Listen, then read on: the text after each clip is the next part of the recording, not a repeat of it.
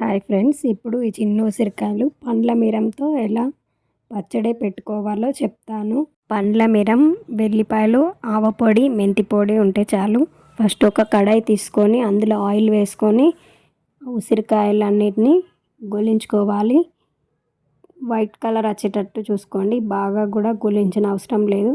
ఇలా అన్ని ఉసిరికాయలన్నీ గోలించిన తర్వాత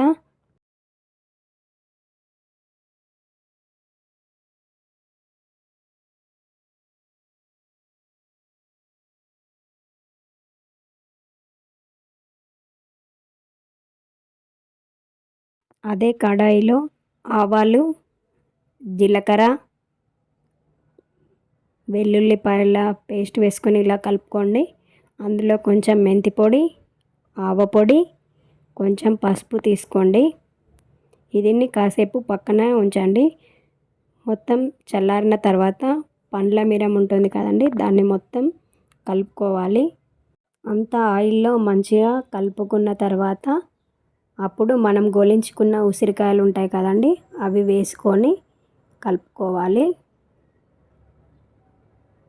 అవన్నీ మంచిగా కలిపి పక్కన ఉంచండి. అప్పుడు మనకు పండ్ల మిరంతో చట్నీ రెడీ అవుతుంది. ఇందులో ఉప్పు వేయలేదు అనుకోకండి, పండ్ల మిరం పట్టుకునేటప్పుడే ఆ ఉప్పు వేసాం కదా, సరిపోకపోతే కొంచెం కలుపుకోండి. Thank you watching my channel.